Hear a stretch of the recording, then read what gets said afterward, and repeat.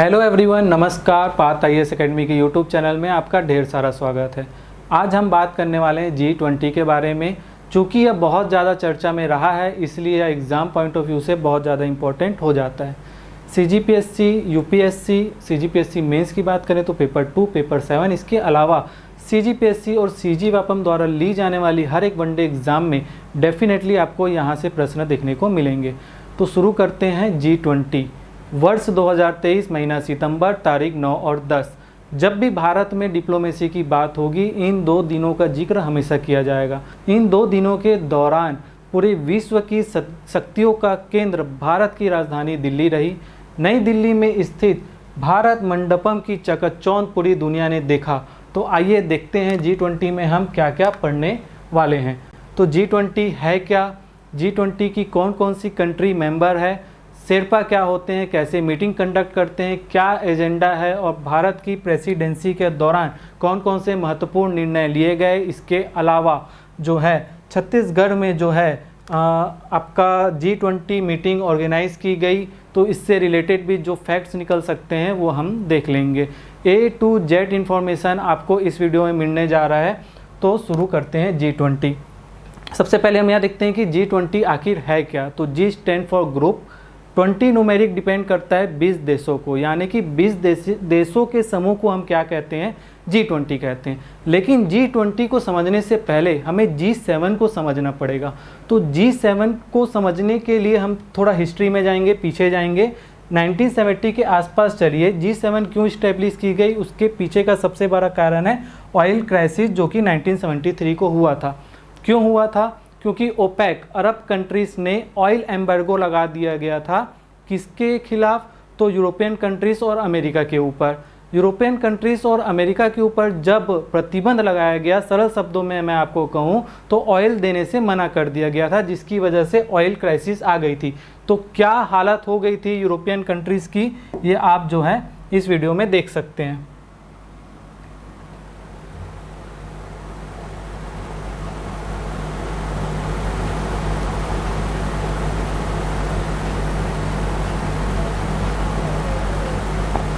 देखिए, तो इस तरीके से घोड़े में चढ़ के जो है ट्रैवल किया जा रहा था। तो ये हालत थी यूरोपियन कंट्रीज़ की। तो इससे बचने के लिए जो है, इससे बचने के लिए 4 देशों ने क्या किया, एक मीटिंग की। 4 देशों के फाइनेंशियल मिनिस्टर ने मीटिंग की।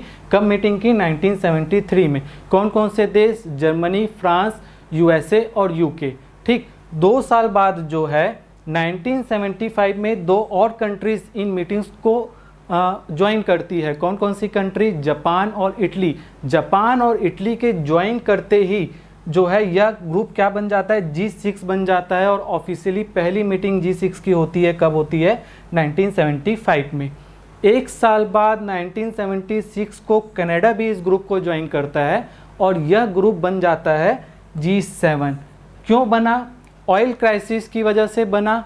और अभी तक ग्रुप कौन से बन गए हैं 1976 में? G7, यानी कि ग्रुप ऑफ 7। कौन कौन से country? Germany, France, Japan, USA, Italy, Canada और UK। ठीक, 1998 में रशिया भी ज्वाइन करता है इस ग्रुप को और यह ग्रुप क्या बन जाता है? G8।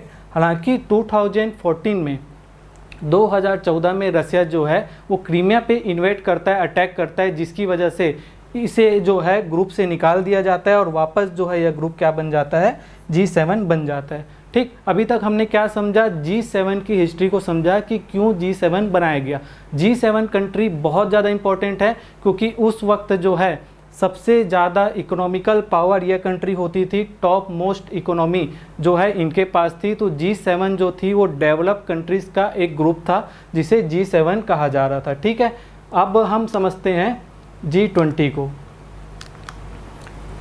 तो G20 कब फाउंड किया गया? तो 1999 में फाउंड किया गया। क्यों बनाया गया? तो एशियन फाइनेंशियल क्राइसिस आया था। कब आया था? 1997-1998 में।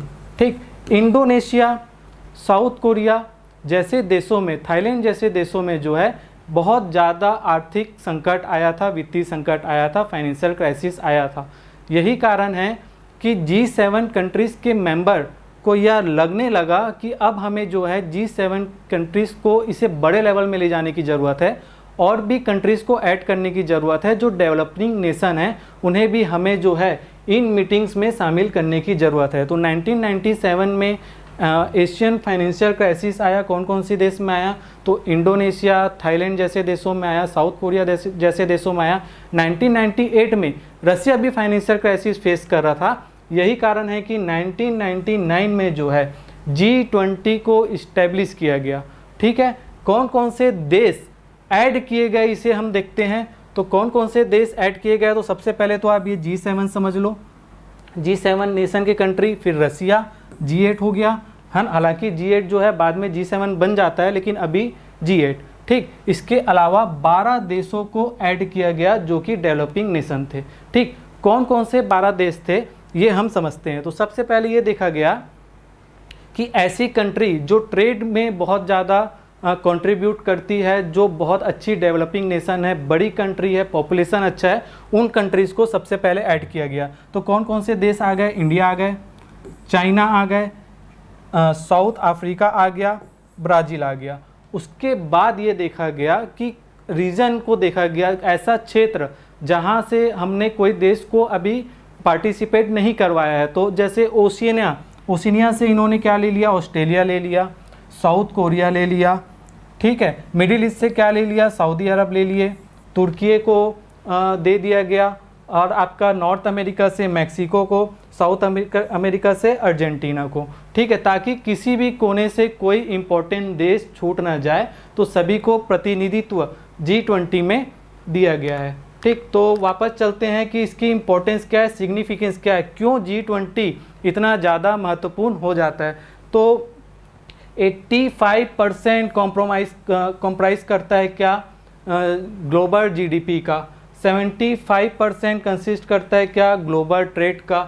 और 60% आबादी पूरे विश्व की जो है ये G20 जो है कंट्रीज़ बनाती है। कॉमन सी बात है, इंडिया चाइना दोनों आ गए तो 60% तक तो आंकड़ा चले ही जाएगा। तो सोचिए 85% GDP इन कंट्रीज़ का है पूरे विश्व में, 75% क्या है? ग्लोबल ट्रेड है, और 60% क्या है?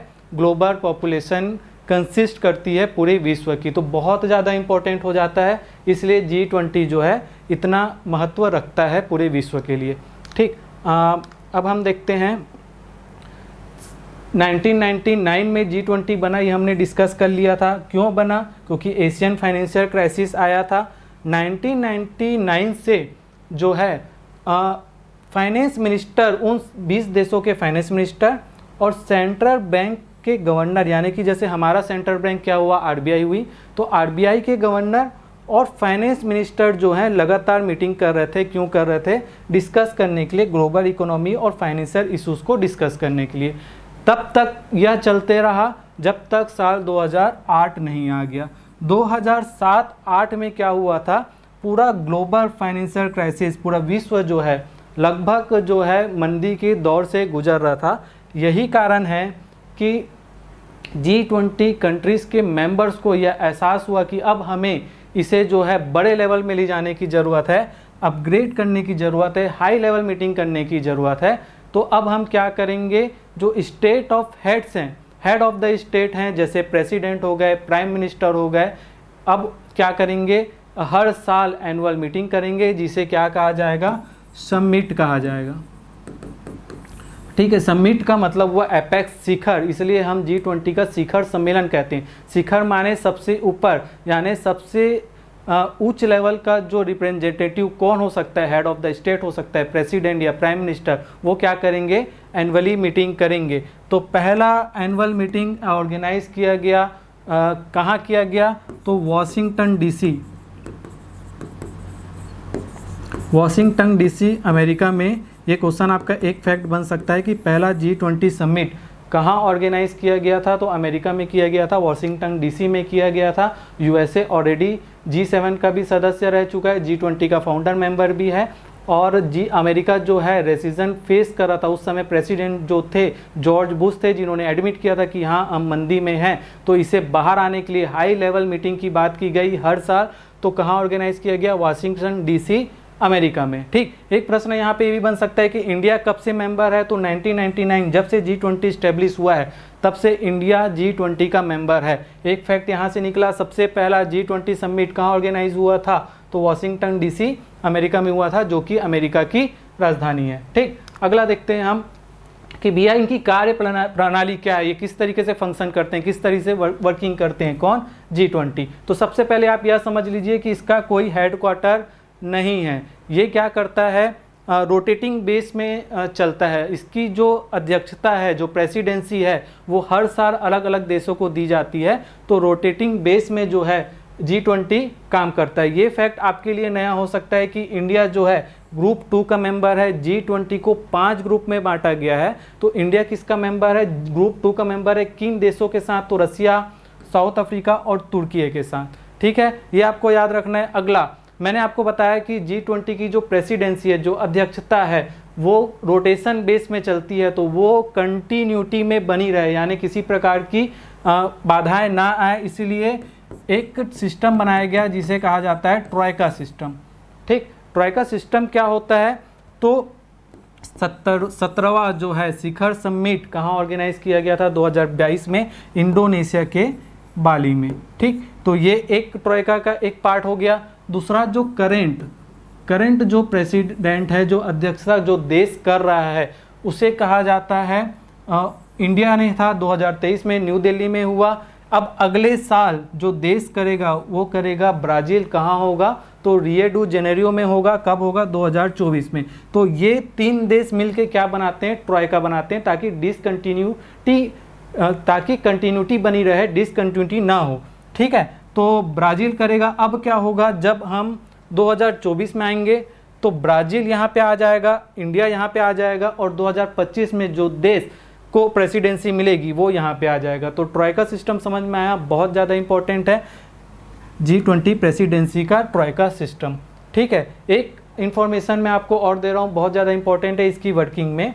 ये जो है 2 तरीके से काम करता है, एक को बोलते हैं फाइनेंशियल ट्रैक, एक को बोलते हैं शेरपा ट्रैक। शेरपा ट्रैक कुछ नहीं है, नॉन फाइनेंशियल ट्रैक को ही शेरपा ट्रैक कहा जाता है। जब G20 को इस्टेब्लिश किया गया था तब जो है सिर्फ इकोनॉमिक एक्टिविटी पे बात हो रही थी, इकोनॉमी को कैसे स्टेबल किया जाए और फाइनेंशियल क्राइसिस को कैसे रोका जाए, इसको लेके बात होती थी। लेकिन बाद में दूसरे इश्यूज़ पे भी बात होना चालू हो गया, एनवायरनमेंट जैसे मुद्दे पे। तो 2 मुद्दे होते हैं, एक फाइनेंशियल, तो फाइनेंशियल ट्रैक को जो लीड करते हैं वो मिनिस्ट्री ऑफ फाइनेंस करती है हर एक देश की। लेकिन एक होता है नॉन फाइनेंशियल ट्रैक जिसे कहा जाता है शेरपा ट्रैक। ठीक है, तो एक शेरपा बनाया जाता है, हर देश अपना एक शेरपा बनाती है। तो अभी भारत के शेरपा कौन है, तो ये आपको याद रखना है, अमिताभ कांत। ठीक, अमिताभ कांत जी जो हैं वो भारत के शेरपा हैं। शेरपा नाम क्यों रखा गया, तो शेरपा एक जाति है जो कि नेपाल में पाई जाती है, नेपाल तिब्बत का जो बॉर्डर है उसमें पाई जाती है। और इनकी सबसे खास बात ये होती है कि ये जो है पहाड़ों में बहुत इजीली चढ़ जाते हैं। तो माउंट एवरेस्ट जब पहली बार फतह की गई थी तो उनके साथ जो गाइड करने के लिए जो व्यक्ति गया था वो भी शेरपा कम्युनिटी से बिलोंग करता था। तो शेरपा जो है वो एक प्रतीक है ऊंचे लेवल पे जाने का, गाइड करने का, इसलिए इसका नाम जो है शेरपा रखा गया। तो शेरपा ट्रैक रखा गया, नॉन फाइनेंशियल ट्रैक को शेरपा कहते हैं। और भारत के शेरपा कौन है, तो अमिताभ कांत है। भारत जो है ग्रुप 2 का मेंबर है, 5 ग्रुप जो हैं G20 के बनाए गए हैं, जिसमें भारत जो है ग्रुप 2 का मेंबर है। हेडक्वार्टर नहीं है, ये मैं आपको बता चुका हूँ। अगला देखते हैं G20 का एजेंडा क्या है। ठीक है, ऑब्जेक्टिव क्या है G20 का, तो पॉलिसी कोऑर्डिनेट करना ताकि इकोनॉमिकली स्टेबिलिटी, जो ग्लोबल इकोनॉमिक स्टेबिलिटी है और सस्टेनेबल ग्रोथ को क्या किया जाए, अचीव कर लिया जाए। इसके अलावा प्रमोट करना फाइनेंशियल रेगुलेशन को, ताकि जो फाइनेंशियल क्राइसिस आने वाली, जो फाइनेंशियल क्राइसिस के रिस्क को क्या किया जाए, कम कर दिया जाए। इसके अलावा इंटरनेशनल फाइनेंशियल आर्किटेक्चर क्रिएट करना। इसके अलावा फाइनेंशियल इंक्लूजन, वित्तीय समावेशन, डिजिटल इकोनॉमी, एनर्जी ट्रांजिशन और क्लाइमेट और एनवायरनमेंट जैसे मुद्दे को भी क्या किया गया है, एजेंडा में शामिल किया गया। मैं आपको पहले भी बता चुका हूँ कि पहले जो है इकोनॉमिक कोऑपरेशन के मकसद से G20 को इस्टेब्लिश किया गया था, लेकिन बाद में जो है अन्य गंभीर मुद्दों को भी इसमें शामिल किया गया है, जिसमें एनवायरनमेंट भी शामिल है। ठीक, अगला देखते हैं। हाँ भाई, इंडियाज़ G20 प्रेसिडेंसी। अब आ जाते हैं भारत में जो शिखर सम्मेलन का आयोजन किया गया, कौन से नंबर का, 18वें नंबर का जो समिट हुआ, उसके बारे में हम फैक्ट देखते हैं। तो सबसे पहले हम यह देखते हैं कि वेन्यू क्या था। तो वेन्यू की अगर हम बात करें कहाँ पे ऑर्गेनाइज किया गया था, तो आपको एक नाम याद रखना है, ITPO, Indian trade promotion organisation. New Delhi में ITPO एक कैंपस है। ITPO के कैंपस में एक जगह है जिसे कहते हैं भारत मंडपम। ठीक, यही भारत मंडपम है जहाँ पे सारे जो मीटिंग्स हैं वो ऑर्गेनाइज किए गए थे। ठीक, तो भारत मंडपम कहाँ है, तो प्रगति मैदान है न्यू दिल्ली में, ITPO कैंपस के अंदर में। ठीक, भारत मंडपम के जस्ट सामने एक मूर्ति है। कौन सी मूर्ति है, नटराज की मूर्ति है। ठीक, यहाँ से भी क्वेश्चन बन सकते हैं। तो नटराज की मूर्ति के बारे में कौन कौन से फैक्ट निकल सकते हो मैं आपको बता रहा हूँ। तो 27 फीट इसकी हाइट है। ठीक है, वर्ल्ड की टॉलेस्ट जो है हाइट मूर्ति है नटराज की, वो यही है। इसके अलावा ये जो है लॉस्ट बॉम्ब टेक्निक से बनाया गया है। इसके अलावा अष्ट धातु से बनाया गया है। जो धातु हैं, 8 प्रकार के धातु इसमें प्रयोग हुए हैं। और ये कौन सी डायनेस्टी से संबंधित है, तो चोल डायनेस्टी से संबंधित है।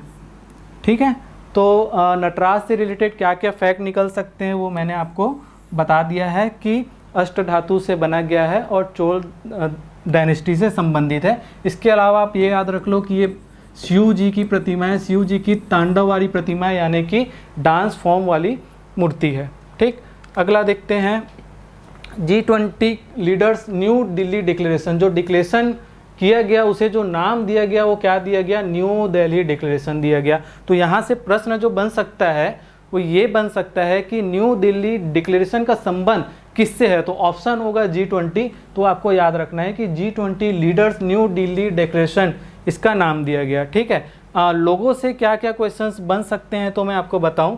तो लोगो जो है वो 4 कलर बेसिकली इसमें यूज़ हुए हैं, केसरिया, हरा, वाइट और नीला। ठीक है, इसके अलावा ये है कमल का फूल, ये है अर्थ, और भारत देवनागरी में लिखा हुआ है 2023, और इंडिया जो है वो इंग्लिश में लिखा हुआ है। थीम क्या है, तो थीम है वासुदेव कुटुंबकम। इसका मतलब होता है कि पूरा विश्व जो है हमारा एक परिवार है। कहाँ से लिया गया है, तो ये लिया गया है महाउपनिषद से। ठीक, ये जो वासुदेव कुटुंबकम वर्ड जो है लिया गया है महाउपनिषद से, जिसका मतलब हुआ 1 अर्थ, 1 फैमिली और 1 फ्यूचर। ठीक, जो पहली मीटिंग हुई थी 9 तारीख को, उसका जो थीम था वो था 1 अर्थ। 9 तारीख को इस सेकंड हाफ में जो मीटिंग हुई उसका थीम था 1 फैमिली, और अगले दिन यानी कि 10 सितंबर को जो मीटिंग हुई उसका थीम था 1 फ्यूचर। तो एक क्वेश्चन यहाँ से ये भी बन सकता है कि निम्नलिखित में से थीम में कौन सा वर्ड नहीं है, तो 1 अर्थ, 1 फैमिली, 1 फ्यूचर, और कोई चौथा ऑप्शन गलत ऑप्शन आपको दे देगा। तो ये आपको पता होना चाहिए कि वासुदेव कुटुंबकम, सारा विश्व हमारा एक परिवार है, जो कि महाउपनिषद से लिया गया है, और उसका इंग्लिश में मतलब है 1 अर्थ, 1 फैमिली और 1 फ्यूचर। ठीक, अगला देखते हैं कि भैया G20 की जो प्रेसिडेंसी हुई, जो समिट हुई न्यू दिल्ली में, उसमें कौन सी कंट्री, इन 20 देशों में कौन से कंट्री के जो हेड ऑफ द स्टेट नहीं आए थे। तो उम्मीद की जा रही थी कि चाइना के जो प्रेसिडेंट है शी जिनपिंग वो आएंगे, लेकिन उन्होंने मना कर दिया साफ कि भैया मैं तो नहीं आऊँगा। इसके अलावा जो है रूस के जो प्रेसिडेंट हैं पुतिन, वो आना चाहते थे लेकिन वो भी नहीं आ पाए। रसिया यूक्रेन वॉर की वजह से जो है वो इस समिट में पार्टिसिपेट नहीं कर पाए। तो आपको ये याद रखना है कि कौन से देश के जो प्रमुख हैं जो आना चाहिए था और नहीं आ पाए, वो कौन कौन से देश हैं। तो चाइना के प्रेसिडेंट और रसिया के प्रेसिडेंट जो है इस समिट में नहीं आए थे। ठीक है, चाइना की तरफ से जो है चाइना के प्राइम मिनिस्टर आए थे, और रसिया की तरफ से जो है रसिया के जो डिफेंस मिनिस्टर है उन्होंने ऐसा रिप्रेजेंटेटिव यहाँ पे आके पार्टिसिपेट किया था। तो ये 2 नाम आपको याद रखने हैं। इसके अलावा G20 जो 20 देशों के समूह तो आएंगे ही, लेकिन होस्ट कंट्री को ये अधिकार दिया जाता है कि वो जो है जो आपके हिसाब से आपको लगता है कि किसी और कंट्री को भी इनवाइट करना चाहिए, तो ऐसा गेस्ट आप उनको इनवाइट कर सकते हैं। तो भारत ने कौन कौन सी कंट्री को इनवाइट किया था? Bangladesh, Egypt, Mauritius, Netherland, Nigeria, Oman, Singapore. ये आपको याद रखना है, सिंगापुर में आप कंफ्यूज हो सकते हो, सिंगापुर जो है G20 का मेंबर नहीं है, वो भारत में आया था ऐसा गेस्ट, ठीक है। स्पेन आपको याद रखना है, स्पेन जो है वो बाय डिफ़ॉल्ट इनवाइटी है, उसे परमानेंट ऐसा गेस्ट इनवाइटी बना दिया गया है। जिस भी जगह पे G20 समिट ऑर्गेनाइज किया जाएगा, स्पेन बाय डिफ़ॉल्ट इनवाइटी होगा, वो जाएगा, ठीक। इसके अलावा UAE, तो कन्फ्यूजन ये हो सकता है, हम कन्फ्यूज हो सकते हैं थोड़ा बहुत, तो UAE में हो सकते हैं, UAE भी मेंबर नहीं है और सिंगापुर भी नहीं है। तो ये आपको नाम याद रखना है, परमानेंट इनवाइटी कौन है? स्पेन है। और बांग्लादेश की प्राइम मिनिस्टर शेख हसीना जो है वो G20 समिट में पार्टिसिपेट करने के लिए आई थी, ठीक। अब हम देखते हैं नेक्स्ट क्या रिजल्ट रहा, G20 कौन कौन से निर्णय लिए गए। तो सबसे महत्वपूर्ण मैं आपको बोलूं तो अफ्रीकन यूनियन जो है अब परमानेंट मेंबर बन जाएगा, ठीक है। अफ्रीकन यूनियन जो है अब G20 का परमानेंट मेंबर बन जाएगा। इसका मतलब ये हुआ कि G20 जो है अब जो है G21 कहलाएगा। अब इसमें जो है 19 कंट्री और 2 यूनियन शामिल हो गए, यानी कि G21 कहलाएगा, ठीक। अब हम देखते हैं कि अफ्रीकन यूनियन के बारे में मैं आपको बता दूं तो अफ्रीकन यूनियन जो है 55 देशों का एक समूह है जो अफ्रीका में यूनिटी को बढ़ाने के लिए, African countries among African countries unity को बढ़ाने के लिए जो है बनाया गया था। कब बनाया गया था? 2002 में बनाया गया था, ठीक है। तो अफ्रीकन यूनियन के जो चेयरमैन है उनका नाम है अजाली असोमानी, ठीक है। अजाली असोमानी नाम है, जो कि कोमोरस एक आइलैंड कंट्री है, कोमोरस, उसके प्रेसिडेंट है। तो यहाँ से भी क्वेश्चन बन सकता है कि अजाली असोमानी जो है किस देश के प्रेसिडेंट हैं? तो कोमोरस के हैं। और अफ्रीकन यूनियन के चेयरपर्सन का क्या नाम है? तो अजाली असोमानी नाम है, ठीक है। अफ्रीकन यूनियन कितने देशों के समूह से बना है? तो 55 देशों के समूह से बना है। जो यूनियन अब क्या है? G20 का क्या है? अब मेंबर बन जाएगा। तो G20 क्या हो जाएगा? G21 हो जाएगा, ठीक। अगला देखते हैं, बहुत ज़्यादा इम्पॉर्टेंट एक डिसीजन लिया गया। किस पर लिया गया? ग्लोबल बायोफ्यूल अलायंस को क्या किया गया? लॉन्च किया गया, जो कि इंडिया ही क्या कर रहा था? लीड कर रहा था, ठीक है। इस प्रोग्राम में क्या, इस प्रोग्राम में ये है कि जो फ्यूल है उस फ्यूल के ऊपर जो है हम 80% जो है पेट्रोल रखेंगे और 20% जो है हम क्या करेंगे? एथेनॉल की ब्लेंडिंग करेंगे, ठीक है। तो ये प्रस्ताव भारत ने रखा था, जिसे इन देशों ने क्या कर लिया है? स्वीकार कर लिया है। कौन कौन से देश हैं? Singapore, Bangladesh, Italy, USA, Brazil, Argentina, Mauritius और UAE ने स्वीकार कर लिया गया है। इसे एक काउंटर पार्ट के रूप में भी देखा जा रहा है, क्योंकि चाइना जो है इलेक्ट्रॉनिक व्हीकल पे जो है अभी डोमिनेंस रखता है, क्योंकि वहाँ पे लिथियम का भंडार है, रिजर्व पाया जाता है। तो इसको काउंटर करने के लिए हम क्या कर रहे हैं? बायोफ्यूल के क्षेत्र में जो है ब्लेंडिंग की बात कर रहे हैं, ताकि कार्बन एमिशन कम किया जाए, और 20% एथेनॉल ब्लेंडिंग की बात हुई है, ठीक है। ये एक दूसरा इम्पोर्टेंट हुआ। तीसरा बनाया जा रहा है India middle east Europe corridor, IMEC इसे कहा जा रहा है। क्या किया जा रहा है? यहाँ से एक कॉरिडोर बना रहे हैं, ये जाएगा यहाँ से UAE से सऊदी अरेबिया, सऊदी अरेबिया से इजराइल, इजराइल से ग्रीस। ये 2 फेस में आप इसे डिवाइड करके देख सकते हैं। पहले इंडिया को किससे जोड़ा जाएगा? मिडिल ईस्ट से जोड़ा जा रहा है, और मिडिल ईस्ट के बाद सेकंड फेज में जो है मिडिल ईस्ट के थ्रू जो है यूरोपियन कंट्रीज़ को जोड़ा जा रहा है। मकसद साफ समझ में आ रहा है, ट्रेड बढ़ाना मिडिल ईस्ट के साथ और यूरोपियन कंट्रीज़ के साथ। इसके अलावा यह एक काउंटर किया जा रहा है चाइना की 1 बेल्ट 1 रोड पॉलिसी को, ठीक। चाइना की जो 1 बेल्ट 1 रोड पॉलिसी है, इसे काउंटर करने के लिए भारत लेकर आई है India middle east Europe corridor. खास बात इसका ये है कि ये सी रूट भी है, रेल रूट भी है, इसके अलावा जो है रोड का रूट भी रखा गया है, ठीक है। तो बहुत ज़्यादा important India middle east Europe corridor, ठीक। अगला, छत्तीसगढ़ की राजधानी नया रायपुर में एक मीटिंग ऑर्गेनाइज हुई थी G20 से रिलेटेड, ठीक है। कब हुआ था? तो तारीख आपको याद रखना है, 18 से 19 सितंबर 2023, ठीक। 18 से 19 सितंबर 2023 को किया गया था। कौन सी मीटिंग थी? तो फ्रेमवर्क वर्किंग ग्रुप, ठीक, फ्रेमवर्क वर्किंग ग्रुप की मीटिंग थी, चौथी मीटिंग और फाइनल मीटिंग, यानी आखिरी मीटिंग थी किसकी, फ्रेमवर्क वर्किंग ग्रुप की। ठीक, कौन चेयर किए थे, तो चांदनी रैना, जो कि हमारी जो फाइनेंस डिपार्टमेंट है उसकी एडवाइज़र है। इसके अलावा जो है यूके की ट्रेजरी के जो एडवाइजरी चीफ इकोनॉमिक एडवाइजरी है, क्या नाम है, सैम बेकेट। इन लोगों ने क्या किया था, जो रायपुर में जो मीटिंग हुई थी उसको लीड किया था, चेयर किया था। ठीक है, एक और इम्पॉर्टेंट फैक्ट यहाँ पे है कि रात्रि भोज पर संवाद रखा गया था, भाजी वगैरह इनको परोसा गया था और इस पे जो है इम्पॉर्टेंट बात पे ये डिस्कस किए थे।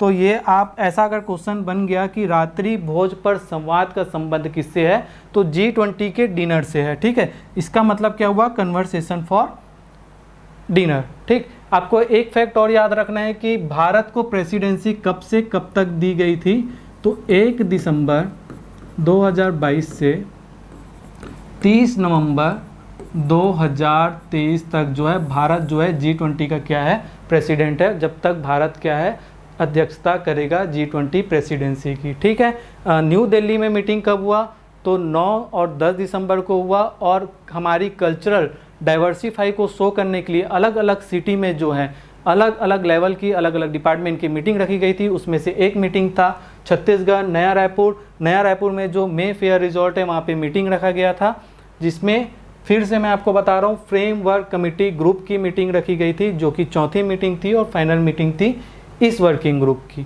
ठीक है, तो दैट्स ऑल, मिलते हैं जल्द ही ऐसे ही बर्निंग इश्यूज़ को लेके जो इम्पोर्टेंट टॉपिक्स है जो एग्ज़ाम पॉइंट ऑफ व्यू से बहुत ज़्यादा इंपॉर्टेंट हो जाते हैं। जब तक जय हिंद जय भारत।